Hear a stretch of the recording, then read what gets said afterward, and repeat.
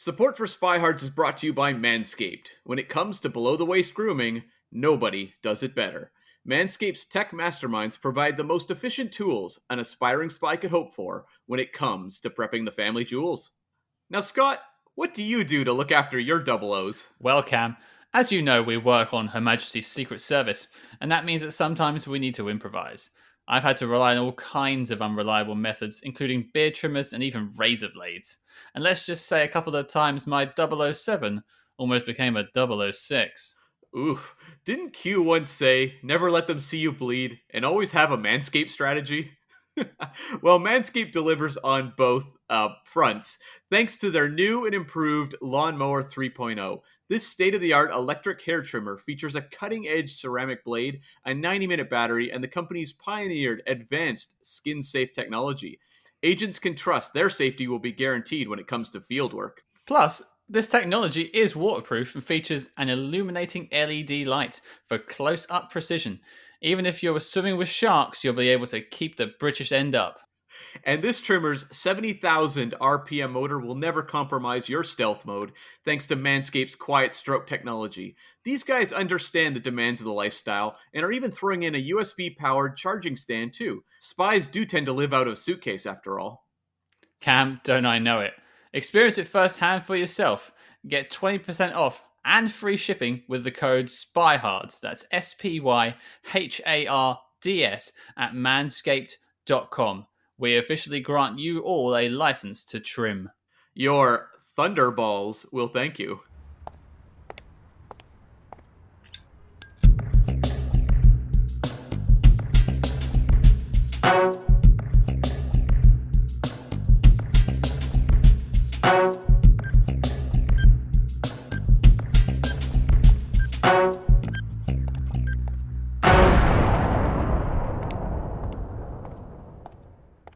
Welcome to SpyHards podcast. For the next hour, your hosts will go deep undercover into the world of spy movies to decipher which films make the NOC List. But remember, this information is strictly for your ears only. I'm Agent Scott. And I'm Cam, the sexy provocateur. Oh boy, and sexy provocateur Cam, what are we looking at this week? We are looking at the 1931 Mata Hari film directed by George Fitzmaurice and starring one of the great icons of cinema, Greta Garbo. Now, before we get into the film itself, I think it's fair to acknowledge this is actually one of the first films, that is based on a real person. Wait, are you, Scott? Are you saying Cloak and Dagger wasn't a true story? You're breaking my heart. So, apart from Jumping Jack Flash, that was what I was going to say. Jack Flack has been, following me around all these years. I just assumed that Cloak and Dagger was real. I wonder who you've been talking to. But Scott, I have a question for you. Mm-hmm. Mata Hari is a figure that in many ways has become something of a legend in culture. I am curious, though, how familiar are you with Mata Hari? Not particularly much at all. I did a little bit of digging into her as sort of research for this film, but honestly, not a lot. Yeah, I mean, for me, weirdly enough, I think I've made this reference before, but I learned a lot about Mata Hari from Archie comics. Archie comics? There was references to Mata Hari in Archie comics, and I really don't understand why. I mean, I read these comics when I was probably like 9, 8 years old, but for some reason it just kind of stuck with me, the name, because it's kind of a catchy name. Mm-hmm. And I remember there was always sort of an exotic quality applied to this character who I was not familiar with. So was she a character in the story? Because I never read Archie comics. They haven't really come over this side of the pond. No, Mata Hari did not guest star in Archie comics, but it would be more like other characters would reference her or evoke her, or I think there may have even been like a movie poster advertising a Mata Hari movie in an Archie comic, something along those lines. Okay. And I think also characters would occasionally refer to, say, I guess usually a female character as a Mata Hari type or Mata Hari or something like that. Okay. And what did you get from Archie comics? Very little, other than knowing the term Mata Hari and sort of making some sort of connection between, I guess, like a bit of a seductress and something of a spy or secret agent type, I guess. Okay. I mean, all I got from my research was that she was from Holland, Hmm. and she was an exotic dancer and a courtesan, and she was convicted of being a spy for Germany during World War One. Yeah, she was like, okay, so she seemed to bounce back and forth because for much of her career, she was this very famous exotic dancer, who gained a lot of attention and inspired a lot of imitators because she took, well, let's just call it what it is, a lot of cultural appropriation, and she began to work a lot of like Indian sort of elements into her act, or also Indonesian themes Hmm. into her work, which at the time there was a real, I guess, appeal for sort of the quote unquote exotic look. And that really was influential in the world of, I guess, what would have been exotic dancing in those days. And so she was a very prominent figure there. And at a certain point, when World War One is going on, she gets brought in by France to perhaps spy on Germany. But then later on, it kind of gets twisted where she may be spying on France, and she was ultimately executed as an agent, or a spy, by France. Now, there's a lot of questions about how accurate, really, what we know of the Matahari legend is true, because it just seems so much of it is, I mean, lost to the sands of time. Hmm. But there definitely were espionage elements to her life. It's just the real question of, was she like a, you know, highly trained agent versus someone who kind of wound up in a bad situation? More like a Roger Thornhill as opposed to a James Bond. Yeah, because she had a very like rough life where she was like married off very young to an abusive husband, lost her two children, and then she wound up in this world of exotic dancing. And so it's like this is definitely a woman who's had a very difficult, often abused Mm. life. And so you're not quite sure how much was manipulation getting her into the spy realm, because like what is her lifestyle like? She's a courtesan at this point. What is going on when France is bringing her in to spy on Germany, and then later Germany is potentially sending her to go spy on France? Like, who knows, right? Yeah, I mean, it's interesting because her life ended in 1917, which was during the Great War. And it was obviously then turned into a film in 1931, like we said. So her story was being told 14 years later, but it's interesting to think of how much of the legend had already been scuffed by that point. How much of the legend do you think is just tied to the fact she was an exotic dancer? I think probably a lot of it is, and I think that's probably the closest bit to reality in the film what we're going to go and speak to in a minute is the exotic dancing. Yeah, that's kind of what I feel. Like there's a sort of sexy element to that legend that's very easy to package and sell to, audiences going forward, whether in these films, whether in books, whether in just passing the legend, person to person. Well, even Archie Comics thought they could make a mention of her. Totally. Yeah. And I mean, there's been a lot of adaptations of Matahari stories. There's, TV series and, all this sort of stuff. So she's definitely a figure of pop culture. Maybe not so much at the moment, though. Like, I do feel like that era has kind of quieted, but who knows? Maybe we'll get like a Matahari film in the next handful of years that will suddenly bring her back into the forefront of the imagination of the world.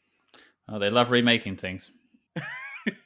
That's right. And I mean, if at first you don't succeed, try again. I don't know that there's been a definitive Matahari movie. I guess we'll talk about that in a bit, but you could always crank out a new one. I think it probably would be Paramount if it was going to be a company. Probably. It seems like their kind of thing. But I think that leads us on to the film itself. So let's go where we always go, to the synopsis. Matahari. Men worshipped her like a goddess, only to be betrayed by a kiss. A semi fictionalized account of the life of Matahari, an exotic dancer who was accused of spying for Germany during World War One. Wow. That's it. I love old movies. You could tell people that write letterbox synopses for like really old movies are just like one sentence, that'll do. It's the same. This is basically on par with North by Northwest in terms of its directness. Yeah, yeah. I mean, in my Cam letterboxed grading system, it's getting like a C plus because there's like no effort, but it does get the point across. It doesn't really like tell you about the plot of the film. It just sort of tells you who she is. But maybe that's what you want. Yeah, I think that probably works. I mean, I think a lot of the audience doesn't quite know who she is at this point. So, the younger audience members especially. Sure. So, yeah, makes sense. Okay. Now, I don't think either of us had seen the film before reviewing it for the podcast. Is that right? Yeah, no, I had heard of it. I'd almost picked it up a couple times at the library and just hadn't for whatever reason. But yeah, I'd never seen it. Okay. So I think before we get into our thoughts on the film itself, let's talk about the background and how it came to be. What do you have for me? Yeah. So, basically, there was a book published in 1930 called Matahari, Courtesan and Spy, which is a little bit of a sensationalistic title. The book was written by Major Thomas Colson, and this book caused a bit of a sensation. People were really talking about it. I think it kind of repopularized the myth of Matahari in the 30s. And so Paramount Studios, you referenced Paramount earlier. Paramount was like, hey, now, this could be something. And so they contacted the Hayes office. And for those that don't know, the Hayes office was kind of a censorship board, although at this point they didn't really have a censorship code in effect, not the strict way they would have later. In 1934, they would kick off the Hayes Code, which would rule until 1968 and really have an across the board censorship code. Hmm. But up until this point, it was more like the Hayes office. You would kind of contact them and be like, how does this seem? And they would be like, yeah, this should be acceptable. Go ahead. That doesn't mean they wouldn't necessarily have issues, but it wasn't like a hard, strict code you had to follow the way that you have with ratings nowadays or from 34 to 68. So, anyways, Paramount contacted the Hayes office about adapting the book, and the Hayes office forwarded the book to the German consul general in San Francisco named Otto von Hentig. And Otto did not like this book, Scott. He did not like Oh, it at all. okay. He called it one of the most contemptible pieces of war propaganda I have ever read. And he called every detail of it utterly wrong or misconceived and felt the project was dangerous. So you could say he wasn't a fan. He did not get his name on the book jacket. Okay. Although, like, that's a pretty good quote, just quote unquote dangerous. Otto von Hentig. That's all you need on the front. Matahari, dangerous. Yeah, that would have worked. So, anyways, Paramount bailed. They were just like, nah, we're not courting controversy with this one. But MGM jumped in and they submitted a temp script a year later. And they have claimed that it was not based on any one book. It was based on several books. Mm. And also, they brought in for the writers, one of the writers, Leo Berinsky, who was a Russian-born writer. He worked in German cinema early on, but he came over and he wrote a movie in 1927 called Matahari, the Red Dancer, which starred Magda Sonia. So he had written a Matahari movie before, and this movie is mostly forgotten. It's not one that is really out in circulation too much. You can probably Okay. find it if you dig for it, but it's not one that people really talk about. But I could not find any evidence as to whether this guy wrote a brand new Matahari movie or whether they credited him for using his original screenplay. I looked everywhere. I couldn't find any confirmation. I think they actually did kind of go to this guy as the Matahari guy. That's the kind of vibe I get. Well, I suppose because it's semi-autobiographical, they probably did have to lean on him a little bit because the story is more or less the same, and it would probably end up the same way.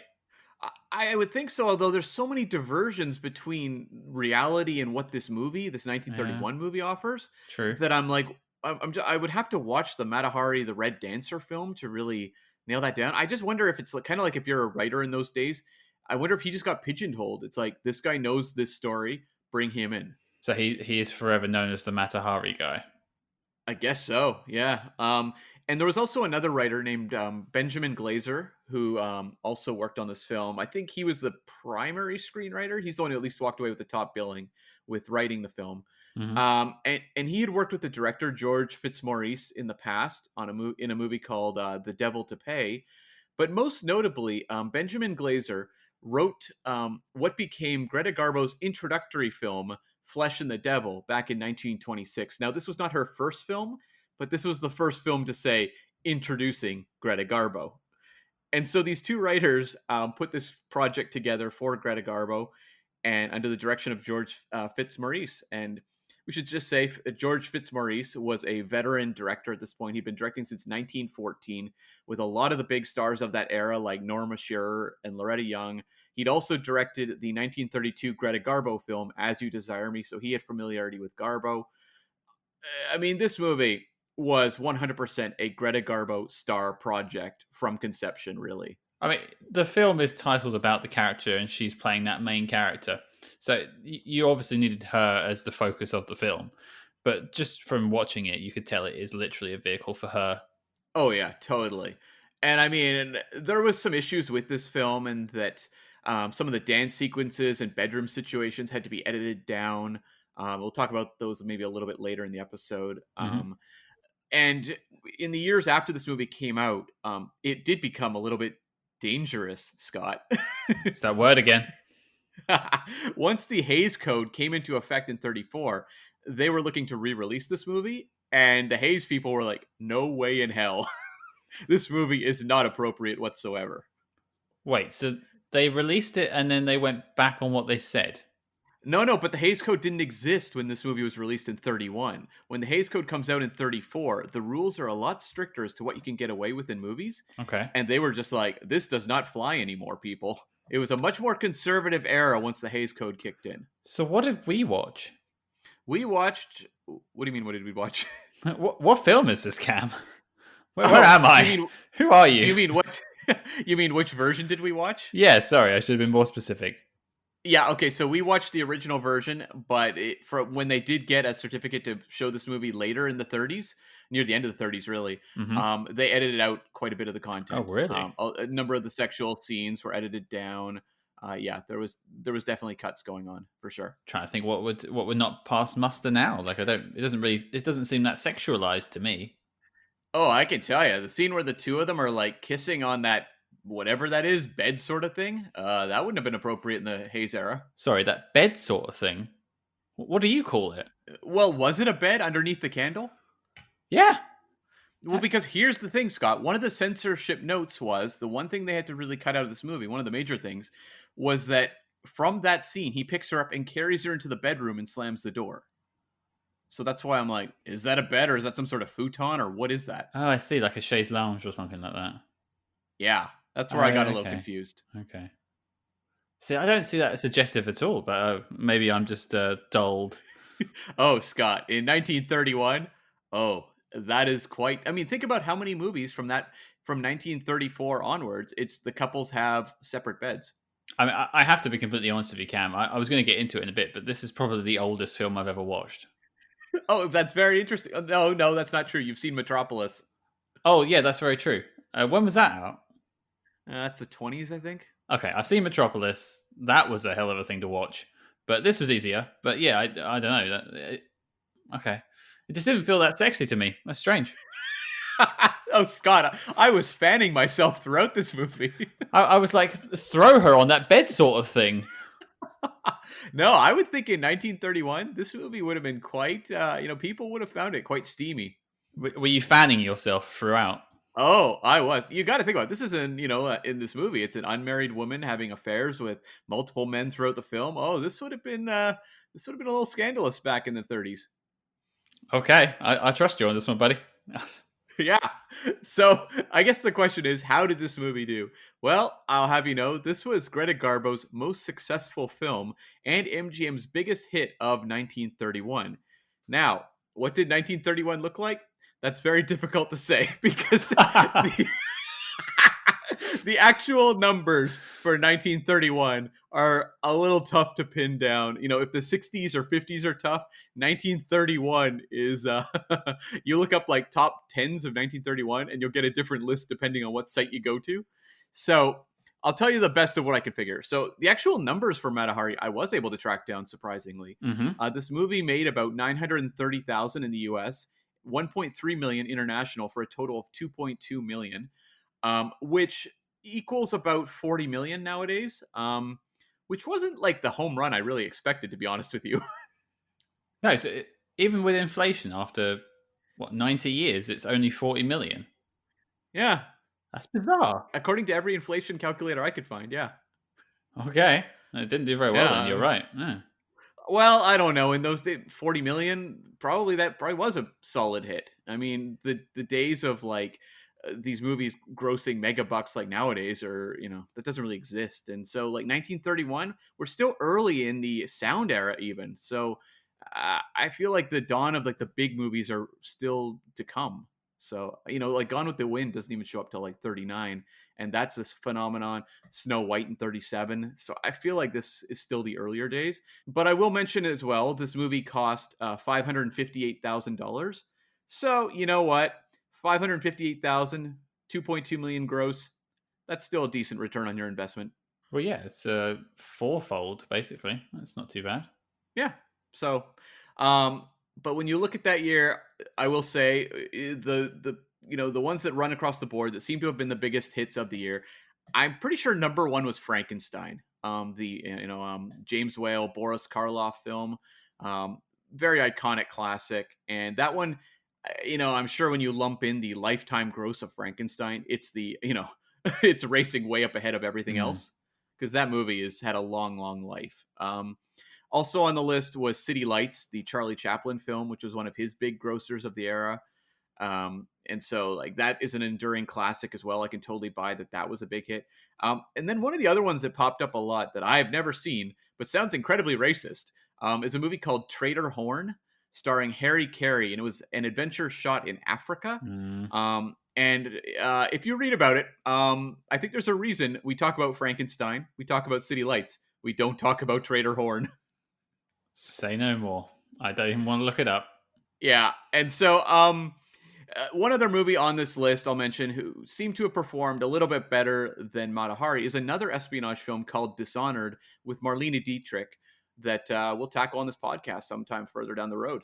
Looks like I'm going back to 1931 at some point.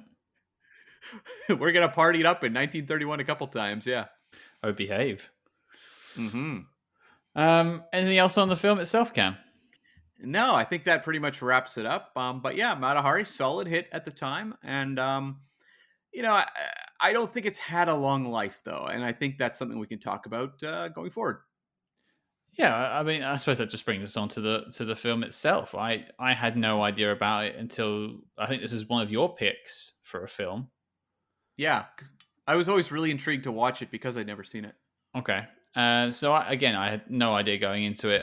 And as I said before, I don't tend to watch many old films. Hmm. Anything prior to sort of 1960, I would generally describe as an old film. Hmm. Although some people might write in for saying that. Sorry. But I think I quite enjoyed it as a film. I nothing against it. I think Greta Garbo was great.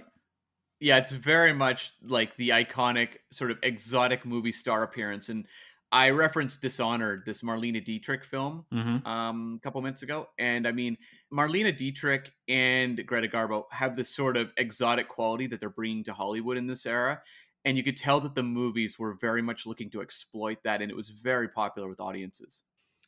I was just quite taken aback by how much it actually had on screen in terms of emotions. When I think back to films of the 30s and further back, I think of barely having any sound, and I don't know, just the acting not being there as it is nowadays. But I think Greta is great in this film, and there's a lot of sad moments, there's happy moments. There's a lot there to take apart.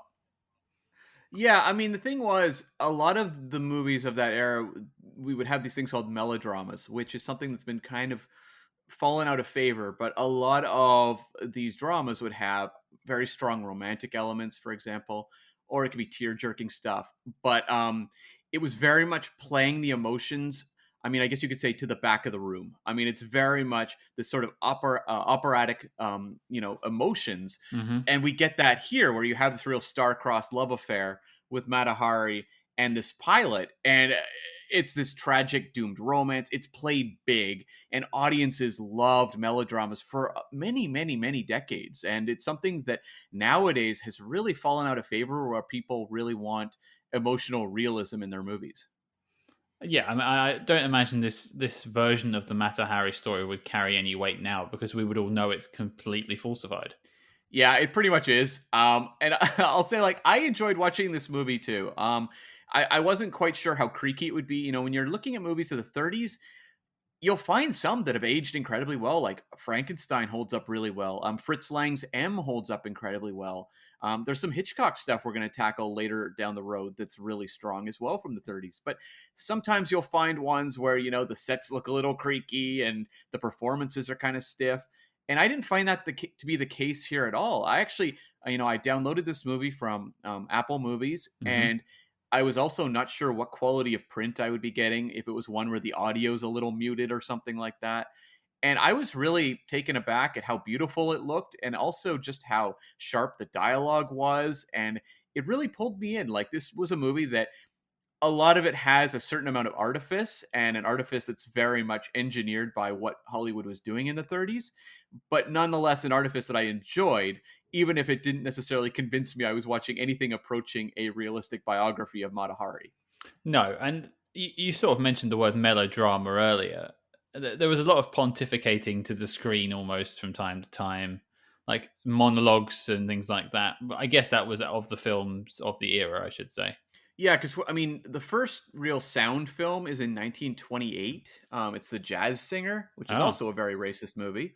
One that, yeah, is very problematic as your first sound movie. But we're only a couple years into the sound era, and so you do have a lot of characters feeling like they have to explain things because uh, they don't really know what to do with sound yet. Like 31, they're pretty confident. Frankenstein is a very strong use of sound in film, but you can definitely see that the seams are still there a bit.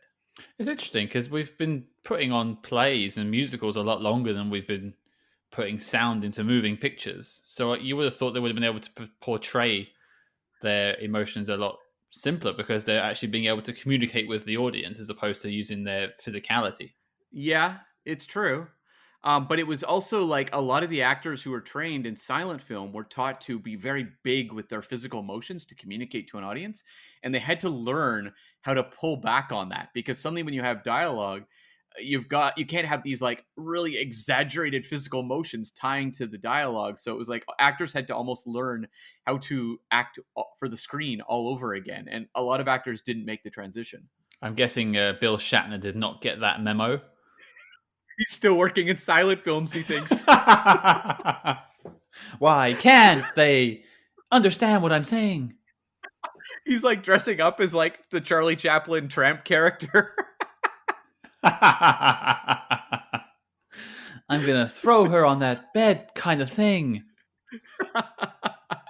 The classic Shatner. I would love to see the Mata Hari film starring William Shatner. I would not. That sounds awful. God. Is it called Shatahari?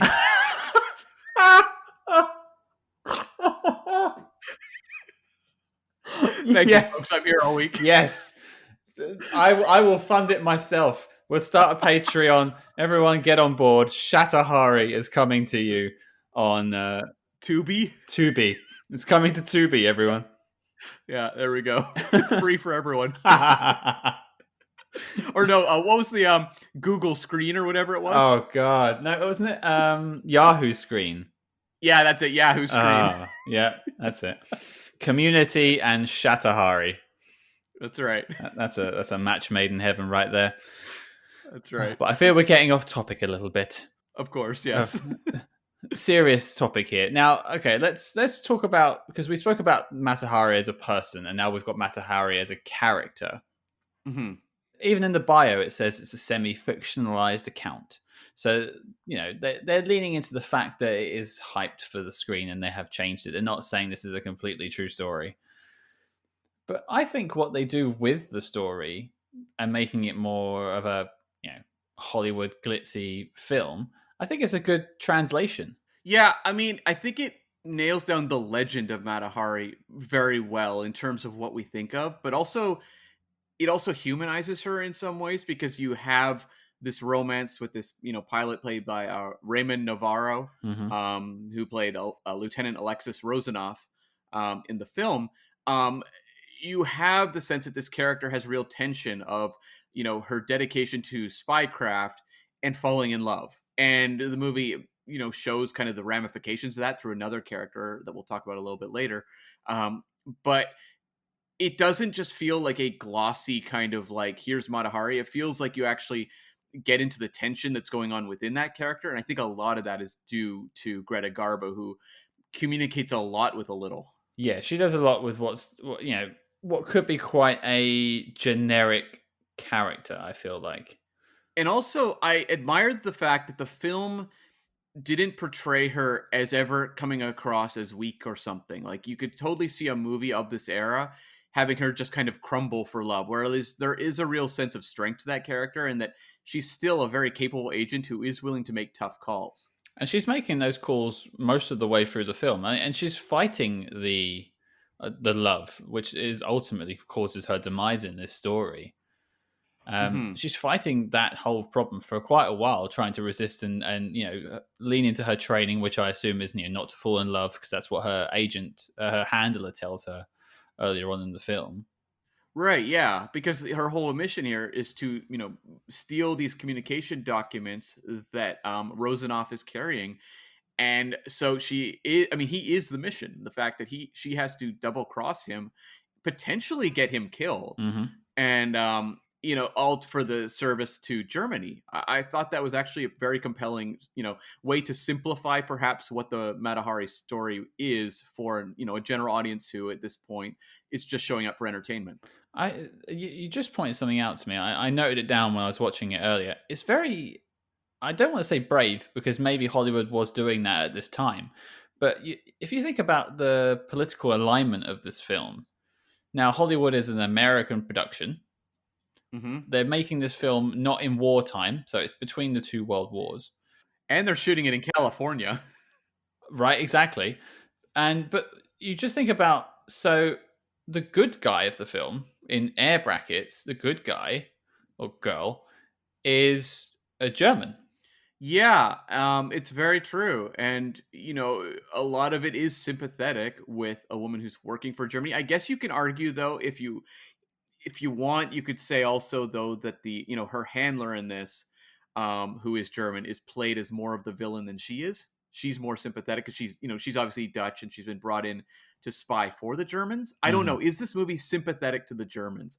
I don't know, because the handler's, not the most pleasant, and his hired goons are pretty unpleasant, and we see in many cases them executing other agents. Yeah, but I don't think them being German, or the Russians or the French or anyone, I don't think the geopolitical status really plays a part of the film itself, which I think is a brave move for a film of 1931.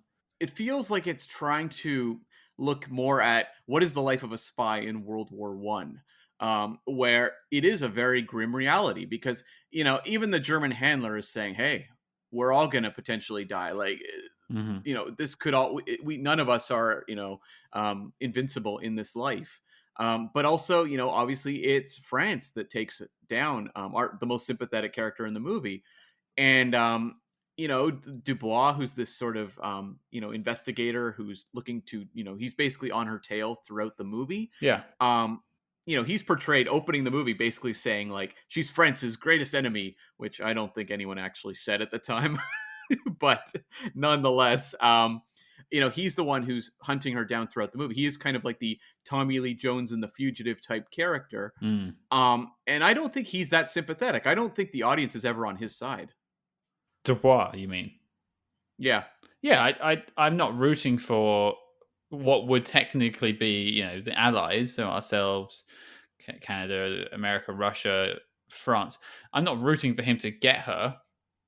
Hmm. There's no flag waving involved. They could completely swap around the countries altogether and still have it make sense and have it have nothing to do with the war itself. Do you think that helps sell the movie, though, as a situation where it's unwinnable? Like, this isn't in the world of espionage that she's operating in, and that these other people are also, working in. It's just no win. It's all kind of gray, and they just shift back and forth, but there's no heroes. Yeah, I think that's probably the best way to play it. And you just look at when Andriani, who is her German spy handler, gets her fellow spy killed because she fails to want to do the mission anymore. She wants to leave this vocation, and then just gets Mhm. her killed, just like that. I thought that scene was, like, really shocking, where they send out this hit on this other female agent called Carlotta, played by Karen Morley, and honestly, I think it would have strengthened the movie to give us more Carlotta, because she only gets, like, 1 scene or something like that Hmm. beforehand, and then, she's fallen in love, and we cut to they bring out this goon who you never really see. He's got, I don't know, is that a club foot, Scott? Is that what you would call that? I think so. I think that's what they were trying to get at. Yeah, and all you really see is this foot with and like a larger shoe on one foot, and the sound of him tracking after her, and then she's murdered, and you actually see them carrying her body out, which I also don't think is something you would have seen in a movie post 1934. Well, yeah, exactly. Like her lifeless body being carried through the corridor in front of everyone, basically. Yeah, It's quite a sobering sight for her, and she's already, by her, I should say, Mata Hari at this point, is already having a conflict of interest, and she's wondering what she's going to do. But you're right; it's a shame we didn't get a little bit more of Carlotta's wish to leave and her worries about leaving. It was more just she chose to leave at one point, and then they got her killed. yeah, because I mean, this character comes across as very sympathetic in like one scene, two scenes, Hmm. and I mean, she's obviously there as more of a cautionary tale, for Matahari to see in front of her. But it would have been nice to have a scene maybe with Matahari and Carlotta. Um, I know that back in those days they weren't necessarily determined to have two women talking to one another in a movie, but it would have been nice. No, but you are right. It would have been nice to have them exchange their sort of thoughts on their job. Yeah, because this movie is heavily, heavily fictionalized. So why not have a relationship between her and Carlotta in some way? Mm. But let's talk about Mata Hari as it's her film. Hmm. Greta Garbo, obviously, as you said before, it's a vehicle for her. It's her film. She has a great supporting cast, but I think like you got to think this film takes a good 10 minutes, maybe a bit less, before you actually get to see her. So you have the firing squad at the beginning where Dubois is talking to the guy on the firing line, trying to get some information about her. Like she's, as you said, France's greatest enemy, and so they're building her up. And they're like, she bewitches them. Yeah, again, so you're building her up, and then you've got this scene where this pilot comes landing in. So you're introduced to the primary love interest before you actually get the main character, Hmm. and he's sort of he's flown from Moscow to Paris, which is in those days a big old flight for those little biplanes. Especially during World War One, yeah. Yeah, exactly. And then you have a scene with him and General Shubin. So you've got the third character introduced Yeah. before you've met Matahari, and even they're talking about her, how she's so seductive, and he like it's one of my favorite scenes of the film where Lieutenant Rosanov, who's just landed the plane, he's saying how he's so tired, he wants to go back to his room and just sleep a bit, and then the general goes, "Oh well, I'm off to see Matahari." Well,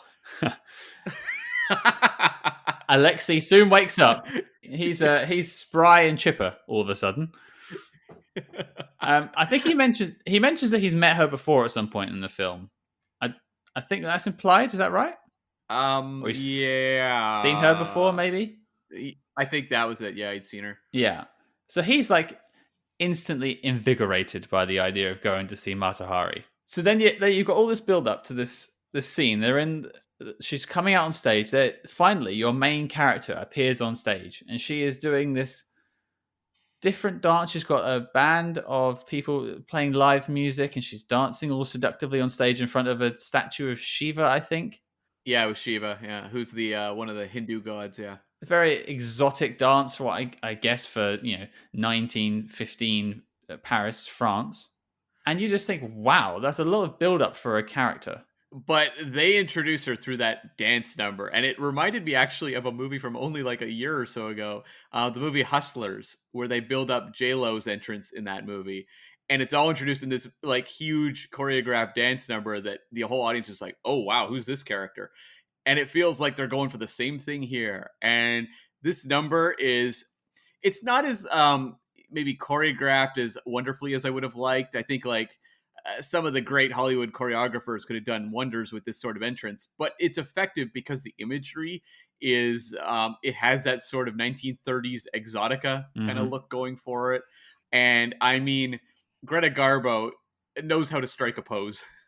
She does. But that's what I was kind of building to. Is they spent 10 minutes trying to introduce this main character and give her all this sort of build up and suspense. But that dance didn't really do anything for me at all. Really? I mean, I think it's something that you have to look at it through the lens of 1931. I think audiences would have been quite maybe impressed with this sequence. I know that there was trims done to this sequence because they felt it was too sexy, and so they felt that this dance was kind of risque. I mean, I was a bit confused about the hat she was wearing that had several like plates on top of it, but I'm wearing one right now. I wondered what that was.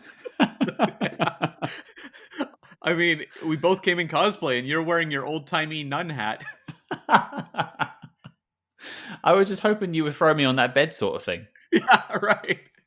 I'm like, blow out the candle, Scott. Blow out the candle. That explains why you texted me that the other day. That makes sense, right? Yeah, yeah. Okay. But after that point, I think they do a really good job with Matahari. I think Greta does a great job of bringing that character to life on screen. Well, I love how the movie has a lot of fun with playing her as this sort of ice in her veins agent who's just playing men for fools, but also, allowing us to see more of the human side of this character and her wants and desires once she does find love and her conflict there. But I tell you, I had a lot of fun with scenes where she's like walking into that casino and these guys are just like dropping over for this woman. I would love to see you sit in my chair. And like there's this woman at the was it that were they gonna play Baccarat? Is that Yep. what they were gonna They were play? playing Baccarat, yeah. Yeah, that's what I thought. A woman at the table has a ring she's trying to sell, and every guy is like falling over themselves to buy Matahari this ring. And I was just like, wow, this is incredible. And I just wrote in giant letters in my notes, dudes are dumb. That's true. I'm just wondering if that would work as a chat up line now. If you went up to a girl in a bar and was like, "I'd love to see you sit in that chair." I don't think that would work. That explains my track record with women. Yeah. Yeah, sure. You carry your own chair wherever you go. I try and get people to buy my ring off of me. I don't know why. It's not working. Yeah, I mean, all of that I just found so much fun to watch. And Greta Garbo, I mean, there's a element of camp to this performance. Mhm. I think it's inherent to the material, but it's also very well controlled camp where it feels like she knows that this is kind of absurd of, what's being portrayed on screen, but she's relishing every moment of it. Yeah, it's like it's military precision campness. Yeah, exactly. And I mean, what did you think this movie had to say about men being sort of dupes for this sort of espionage? I think there was a line. I'm not going to be able to quote it very well, but Dubois says to Shubin about old men being bringing the champagne, and then the young men, I don't know, doing something. Do you remember the line I mean? I vaguely, but yeah, I know kind of what you mean. Yeah, it does a very good job of showing how much control she has over men. Oh yeah, and this character knows that, and I really appreciate how confident she always came across. We never had scenes of her looking like nervous or wary going into these missions. Hmm. And I really enjoyed the character of General Shubin, played by Lionel Barrymore. Drew Barrymore's, I guess, grandfather, I guess, maybe. Oh, really? Um, yeah, she's from the Barrymore legacy, so yeah. Um, but this character wins the Oromoff Award for the like sweaty, nervous guy who just wants to go do something else anywhere else. It's like right in the scene where he gets killed towards the end. Spoilers, but he's like his uniform's all untied and his hair's all disheveled, and he's just like panicking, walking around his room drinking like vodka and just not sure what to do with himself. Yeah, I mean, he is the ultimate dupe in this movie. Hmm. Rozanoff is also duped several times, but he does, win Matahari's heart, and there is a love between the two of them. Whereas Shubin, she's just using. She is just stringing this guy along, and I love how much fun the movie has with sort of the male jealousy elements, where you have Shubin finding out about Rozanov and all the stress that's coming from that, but also from his own career and just everything going wrong around him. As well, he's being badgered by Dubois, the investigator, a lot because Dubois feels like Matahari is a spy, and Shubin is looking like a dupe, keeping her around. And I just loved Shubin. Every scene he was in, I thought Lionel Barrymore just played it to the hilt of how sad and desperate could this guy be in any given scene. I literally wrote down in my Shubin column as sweaty and old. He's probably only like 36. That's what war does to you, I guess. It's the era, Scott. I mean, Greta Garbo, I think, was 26, and she's playing someone who was about 39 or 38 in those days. Was she? Yeah, because Matahari was executed at like 40 or 41 or something. Oh, And Greta Garbo was like 26 when she shot this. I didn't know that. One thing Yeah. I thought it was really interesting because when we're talking about General Shubin and his sort of Oromov factor, I found it interesting that they played him as someone who knew he was giving information to a spy, and he knew he was trapped in that web of lies from the start. So he was just basically giving her information to have a pretty woman around him. My mom has a saying, which is there's no fool like an old fool. And this guy exemplified that. Absolutely an old fool. But then you got that complete juxtaposition with Rosanov, he's obviously duped as well, but he is so earnest and he isn't aware that he's been duped.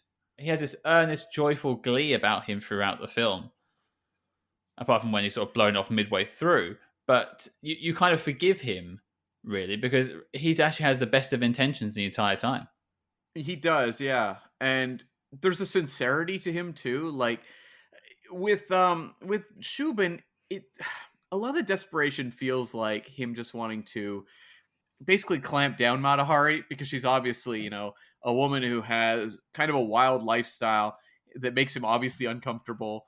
It feels though like he just kind of wants to possess her, whereas it feels like with Rozanov, he really loves her and he wants to love her for who she is, or at least who she is projecting onto him that she is. So I agree with Rosanov, but I actually got the impression with Shubin that it was more of a case of that he was aware that he was in so deep with the conspiracy that he had to just sort of keep her under his thumb, keep your enemies close, sort of thing. Yeah, I think you are right there. There's definitely that element of this guy's in trouble and knows it. I agree. Yeah. I do have a question for you though. At a certain point, Matahari has stolen the communications from Rozanov, and then she shows the photographs to Shubin. Why do you think she did that? I'm just trying to think. So that's the scene later on in the film, right before he's killed. If that's right. Correct. Yeah. Yes, I know why. I think I know why anyway. Okay. Because admittedly, I had a little bit of trouble following this film a couple of times. Hmm. I did have to connect a couple of dots. So she turns up and he accuses her of having seen Rosanov the night before because he's told by Dubois. Right. She's so confident in the fact that she has him under her thumb that she's willing to wave that information in his face because she doesn't think he's going to do anything about it for fear of losing his own career. Right. But then he actually calls her bluff and calls Dubois and then eventually the embassy as well, which results in his demise. Right. Yeah, that does make sense. That makes a lot of sense. And also just from the point of view of her character, who's someone who feels like she has control over every circumstance, running into a situation where she doesn't. Yeah, she's so used to having men under control. You think of it as at least 2 times in this film. I think it's Shubin and Rosanov that both lean directly into her face to try and kiss her. And she just like, nope, just stops them with just a finger. Yeah, one of my favorite scenes in the movie is actually the scene where she's with Rosamov and she's like, "Well, I'm done. Good night." And she like closes the drapes, but like kind of leaves them open. And I'm like, "Oh, that's oh wow." What a tease. Yeah, totally. Like she knows that she's playing this guy like crazy. Did she know about him by that point, or was she just flirting with the guy to get out of the casino at the time? That scene with the curtains is actually before she connects the dots that he's the pilot. She knows there's a pilot, but she doesn't know who it is. So she's just going with him to get away from Adriana. Yeah. Yeah. I mean, I would too. Of course, of course. He's got a guy with a clubfoot in his cupboard for some reason. That's terrifying. And there's also that scene earlier where he has the guy assassinate himself for, I guess, poo-pooing the tank plans or something like Is that. that what he was implying? Yeah, when he hands him the gun in the newspaper or whatever, in the stack of I paper. couldn't Yeah, figure that. I assumed he wanted to do something with the gun, but I was like, that's such a weird way of saying, yo, kill yourself. I got the impression because he said basically you failed, clean it up, and hands him the gun, and the guy walks out. I'm pretty sure that guy was going to commit suicide. I mean, that's dedication to the cause. That really is.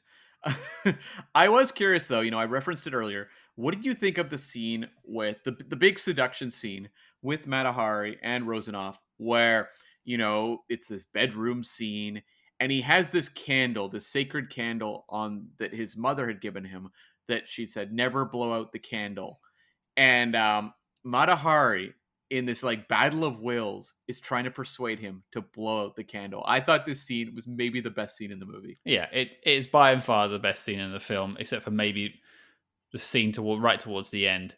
But it just feels like an absolute, big energy move to try and get him to blow out that candle, just to show that she has that power. Yeah, like this entire thing is just a display of power, and it kind of goes back to my dudes are dumb note, Hmm. but like she wins this battle pretty handily. Like this guy's willing to throw everything away for her in this moment. Yeah, he's bought in by that point. He wants some Matahari. And I do love that scene, the next morning she's just leaving a note being like, I'm not the kind of woman you think I am. Here's the ring. See you later. And I mean, we don't get a lot of that character's reaction to that. We do get a reaction where he reads a note and is angry, but like that must fundamentally break him. Like this woman had him like blow out this sacred candle, and and then she just like dumps him the next morning. Like, ouch. Big ouch. Yeah, that is a bit of a big ouch. I just feel like she is enjoying her job a little bit by that point. She Hmm. feels like she's gotten away with it, and she's just enjoying it. Yeah, and I think that comes through in Greta Garbo's performance. I found the movie though. I'm curious how you feel. I didn't think it worked quite as well when we got into the star-crossed love affair near the end of the movie, where she's captured and being detained for execution, Hmm. and we have this the pilot Rosanoff's been in an accident and has been blinded. We have her going to the hospital, the war hospital, and seeing him, and I felt like at this point sort of the romantic melodrama overtook what was a more interesting movie. I would agree that I find the spy stuff more interesting, but that might be because I am a co-host of a spy podcast. I'm not sure if you're aware. Hmm. Good point, good point. Yeah, but I actually was quite engaged with the love story by that point. I found it to be I don't know. I really brought into the character that Greta had portrayed on the screen of what they thought Matahari is. Yeah, I loved Mhm. that she was really compassionate when she speaks to the chap in the hospital who I assume was blind, Right. and gives him the flowers. And I mean, she's obviously fallen in love very quickly with Alexei Rozanov, which Well, that's what happened in those days. well, they're often blowing out their candles for each other. Is that a euphemism? I mean, it could be. Would you blow out your candle for me, Cam? Moving on. But I did like that scene as well at the hospital where, again, we're getting to see the human shadings to this character. So I did appreciate that. It's just like it kind of falls into that coincidence mode where there's a level of artifice to this romance that I just it kept kind of pulling me out. Like I could buy all of the espionage stuff. I Hmm. mean, obviously, some of it's a little campy for sure, intentionally so. Um, but I felt like when we get to this romance, it feels a little more by the numbers. It's all falling timing wise just perfectly. That this guy is blinded, and then she's imprisoned, and he can come visit her, but he's blind, so he doesn't know where he is. And I'm just like, okay, like I don't really buy this. And I know that in real life she did have a romance with a pilot that she fell very much in love with. It did not line up with this sort of thing, and she did not steal, communications from that dude. Do you have a heart, Cam? I think I do, but I think there's just like a level of kind of the groaning of straining all the elements into place that it feels a little too convenient, where it just doesn't have sort of the, it feels like the movie is determined to tell a story in a very specific way versus letting the story kind of unfold. I get that. I just think I wasn't expecting much out of this film. Maybe I'm showing my hand there. But what I got out of it was a somewhat of an interesting love story and somewhat of an interesting spy story. Now, I agree, neither of them are particularly strong because the film almost breaks down into two halves. Right.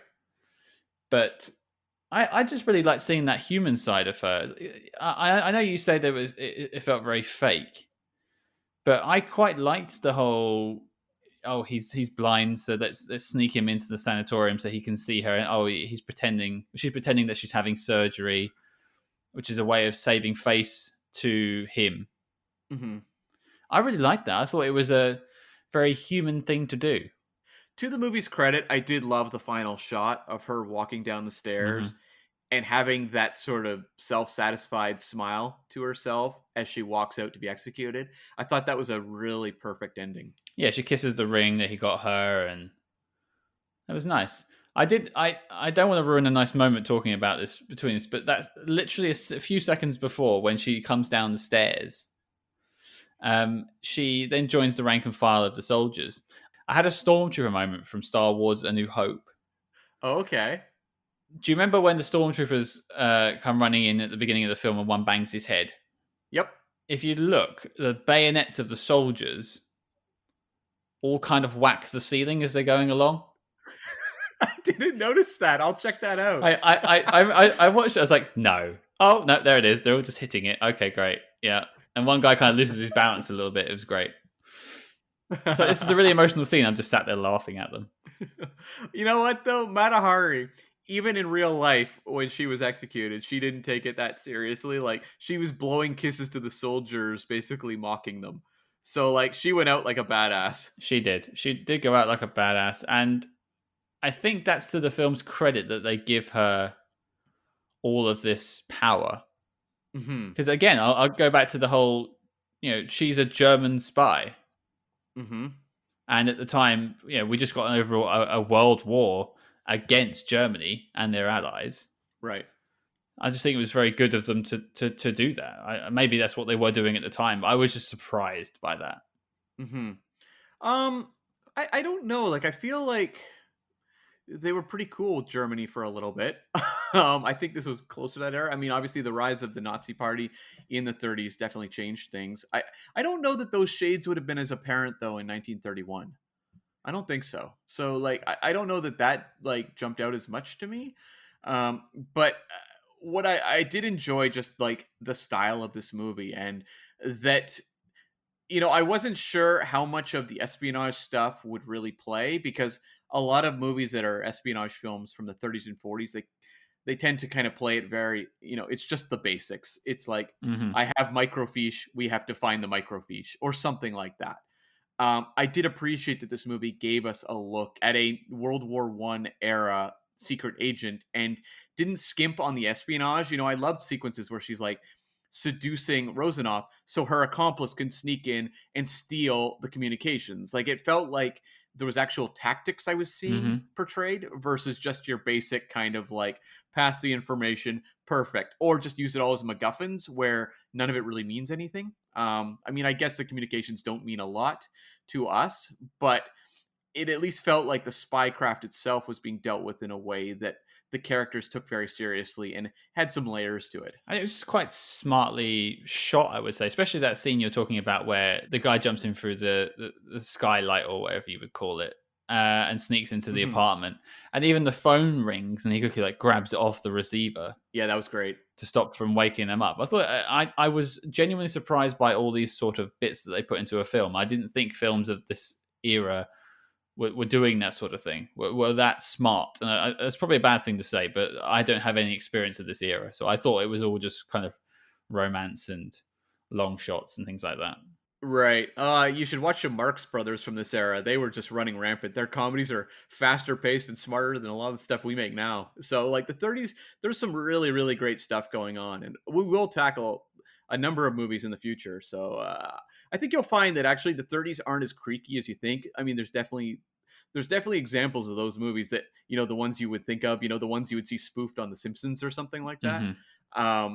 The really awkward where the guys like singing, like really cheesy love songs, and it's really like seems like cardboard sets. Those movies do exist, but there's some really extravagant work being done in Hollywood in the 30s too. Fair enough. Well, I mean, one thing I noticed during the viewing was how love is not really said very often, but it's a threat. Yeah, And I think love itself gets both Matahari and General Shubin killed. it does. But it's also in a way what frees her in the end is that she is a woman in love going to her death, and that's what she's smiling about. She's been liberated from this life of not having emotions. She's able to feel an emotion, and that is her freedom. She has a moment where she resigns and she's like, you don't resign from the spy world. I think everyone knows that, but she, yells like, "I'm Matahari." So she's seeking her own independence, which she gets. But then at the end, she's found love, and she's not kind of operating in this morally gray limbo where you aren't attached to anything or anyone. No, you're right. And I can't remember the exact line again, but another quote I think that's quite good from this film is when Andriana says to his assistant, that, "Is it the only way you retire from this line of work is through death or murder or something like that?" Hmm. And it's true. Like a lot of these, even spy films now use this sort of trope of you can't retire from the spy world. I just thought it was really ahead of its time for what I imagined they were doing. But as you say, there was lots of good films in this era. What I also find interesting too about this movie is looking at it from the point of view of a Greta Garbo star vehicle, because she was such a massive star, and there is a certain amount of mystique around her too, like the character, because her other really well-known movie, which I haven't seen, is called Nanochka. Hmm. She was, I believe, nominated for an Oscar for that one. She was nominated a few times. She won an honorary one later on, but she was an actress who retired at the age of 36, so just like basically 10 years after this movie, and just quit acting and just went into like a civilian life and became something of a recluse. It seems like, when you read about her, there was depression issues at work and mental health issues, Hmm. but was someone who just hated fame, didn't want anything to do with it, and just bailed out. And so there is this element of this actress who was on top of the world just suddenly walking away. And that wasn't necessarily uncommon in those days, because a lot of actresses, if you chart their filmographies, suddenly they stop working around the point they get married or have children. That just was the case in actresses in the 30s, 40s, 50s. um, but like with her, there is this mystique because she never had kids or anything, she never got married, but just vanished. And they would find her, living on the streets in New York. Just she would have her errands, but she was someone who just completely shunned the spotlight. And so it's interesting, we have Matahari here kind of wanting to shun the spotlight as a spy, featuring an actress who would, basically a decade later, shun the spotlight and want to disappear as well. It's actually really bizarre because I find her to be a really good actress in this film. You would think if she was transported into 2020, she would be all over Hollywood now. Yeah, it's a real case of just someone who was just like, I don't want this. I mean, I don't know that we have an example. I guess I don't know what you would even say would be an example of something like this happening now, because Greta Garbo was an acclaimed actress Mm. and a movie star, whereas I feel like we have lots of movie stars who don't necessarily have the range that Greta Garbo had. But like just imagine, for example, like Julia Roberts explodes in 1990 with Pretty Woman, and then just bails on Hollywood like 9 years later or something, and is never really seen or heard from again in any sort of movie or TV. It would be very bizarre. Yeah, that definitely would be a strange one. I'm struggling to think of anyone. There have been actors and actresses that have sort of just left Hollywood over the years. I'm thinking of guy from Ghostbusters and Honey I Shrunk the Kids. Oh, Rick Moranis, yeah, good example, yeah. Yeah, he left, but that was for family reasons, and he's coming back now Hmm. anyway, allegedly. Hmm. Yeah, it does seem to be a strange one, and as I say, I think she did really well with this film. Yeah, I enjoyed her a lot in this movie. I mean, she is this movie. I don't. Marlena Dietrich maybe could have pulled off this role. She's really great too, and I look forward to you seeing one of her espionage films. But I think this is like just a pretty much a perfect star vehicle for Greta Garbo. I agree. One other thing I want to just touch on, Scott, is like it's interesting to watch this movie, which is made in 31, and reflect on the fact that this movie is made basically like 12 years after World War One, which is so crazy to think about. I mean, you think about 9/11 now, right? Hmm. We're making movies that touch on 9/11 now. We're now like almost 20 years past 9/11. You think about the fact that this is a World War One espionage movie made just 12 years after World War One. It's just crazy to think about. I'm just trying to say, time is the fire in which we burn. It certainly is, but and I did sort of allude to that thought earlier as well when I was surprised that they were mentioning, Germany and things like that. Yeah. I just it is interesting that they really went onto these hot button topics. You'd think it'd be easier just to sort of keep it fluffy and not really get into political situations. I suppose the spy world just sort of requires that level of reality. I was curious in the war hospital scene how many of them were World War One veterans. I would suspect quite a few. There was one chap walking down the stairs with who was an amputee.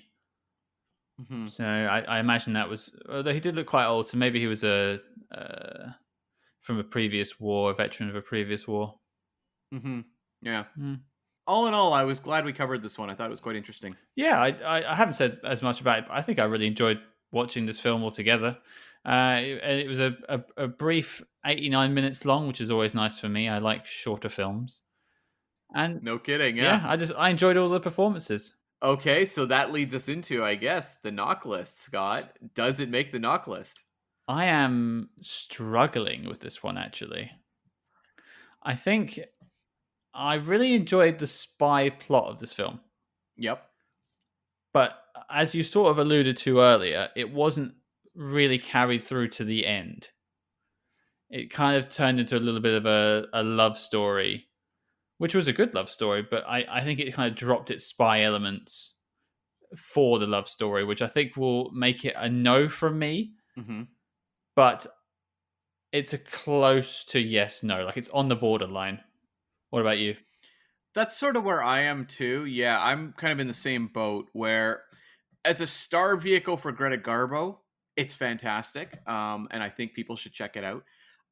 As a movie that plays around with World War One espionage storytelling, I think it's a lot of fun. But is it a great film that belongs on the knock list? That's something I really struggle with because, like, I know there's movies from the 1930s we're going to tackle coming up that I really think have a very strong argument in their favor to be on the knock list. So I don't feel like this is our lone candidate from the 30s. Mm, Like we have to have one from the 30s. Um, and I don't know that this movie has a legacy that really speaks for itself. A lot of the movies that maybe I fought for with the knock list have a level of influence that has been very strong, or they've had an enduring legacy in some way, shape, or form. I mean, this movie didn't even get any nominated for any Oscars in the 30s. So even at the time, it was sort of seen as a, audience pleasing entertainment, but nothing sensational. And I just think like it is, I mean, it is a very sensationalized take on the Matahari story. And it's done to be a star vehicle for Greta Garbo. So like I feel like I can't even say that it's a great biography of Matahari. So for me, it's an entertaining film. I would recommend people checking out. As I said, the version on Apple that you can rent is really good quality. So, I watched it on my 4K TV and it looked fantastic. So I do recommend people check it out. hmm. But I think for me, it's a no. Yeah, I just don't think it's quite strong enough to make the knock list. We've seen good movies in the past like Men in Black, The Bourne Identity, movies we enjoyed and had good things to say about, but didn't quite make the knock list. I kind of feel, with I feel similarly here, where it's a good movie, but it's not a great one. Yeah, I agree. I think that's probably a good summary of it. One thing I was going to touch on as well, and you alluded to, was does it work as a good biographical piece on Matahari? And from what we learned at the beginning of the show in our research, it really isn't a very good one, Yeah, which is a shame. I think you could probably write something that's closer to her actual story and have it to be quite a good film. yeah, and it would be a very different story. It would be a story of a real survivor, basically having to exist in a world that is very brutal for her. Yeah. And I think there's something very compelling about that. And this movie has little shades of that, but it's not the sort of the, kind of the tough look at what this life was actually like versus the kind of the Hollywood glamorized reality. I mean, yes, there's a grim end to Matahari here, but a lot of it feels very, it's very kind of luxurious in terms of its portrayal of her as a spy. Exactly. And from what we've learnt, it seems like Matahari didn't have a lot of choice in reality. If she actually even did spy on any of the countries she was accused of spying for, she was sort of thrown into these worlds. Whereas we get the impression from this film that Greta Garbo's character or version of Matahari almost chose this vocation. Yeah, it's very vague on that, isn't it? Yeah. So that's, I think it's a kind of it has a weakness in that area too. But it Yeah. sounds like it's a no from me and a no from you. Yep, that's correct. So therefore, Matahari 1931 is not making the NOC list. And with that revelation, the dossier on Matahari is complete and filed as classified. But before we talk about what's coming up, let's talk about another podcast. And this one is a good friend of the show, and that's In Bed with Nikki. Now, Nikki has a weekly podcast where she takes user submitted stories and things they want to hear her talk about. This is an adult podcast, so it's not minivan friendly, as they say, but she takes all of your deepest desires as Matahari would and makes it a reality in audio form. So check out In Bed with Nikki on all of your podcast apps. She will make you want to blow out your sacred candle. Okay, Cam, what are we tackling next week? Yes, we are going back to James Bond land, baby. We're going back to the year 1997 and tackling Tomorrow Never Dies. 10-year-old Scott loved this film, and I can't wait to go back and watch it again. Me too. This was a movie that I was also obsessed with, in my teenage years. So I'm very much looking forward to delving into exactly why I was so obsessed with it. And I hear through a news report we may be having a special guest. We might. So that should be something too. Yeah, Mm. I think it's gonna be a really fun episode. A very close connection to you, potentially. Potentially. Well, there you go, folks. Your mission, should you choose to accept it, is to watch Tomorrow Never Dies before next week. And don't forget to follow us discreetly at SpyHards. That's SpyHards on Facebook, Twitter, and Instagram. But until next week, listeners, good luck among the shadows.